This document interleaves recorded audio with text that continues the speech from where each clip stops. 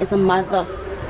Where was I in all of this? How didn't I say I love my kids, but I wasn't there like to protect them.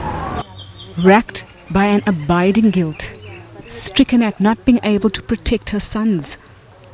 Perpetrated by someone this mother says she accepted as her own. 2 years ago, her toddler was allegedly sodomized by her teenage stepson. He apparently also made her 8-year-old watch while the abuse took place.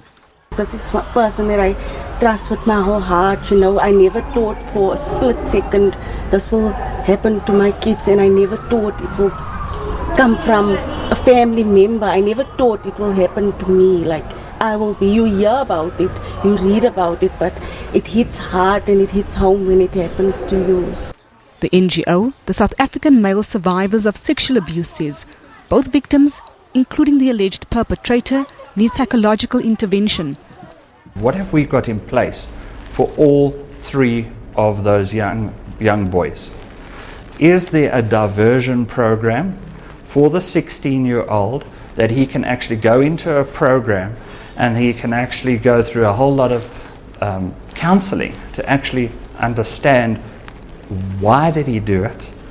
It is not acceptable behavior, and that he can actually become an active part in a society. Children's rights groups have called for more parent-child dialogue around sex, consent and rape.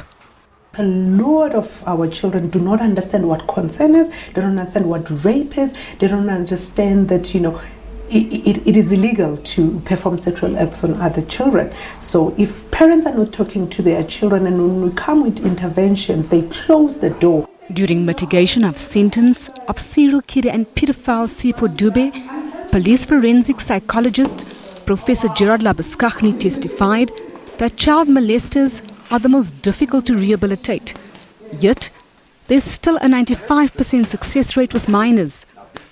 Once your brain has completed its development at around 25, to undo those patterns that you've eroded in your brain through fantasies and behavior and pornography is very different.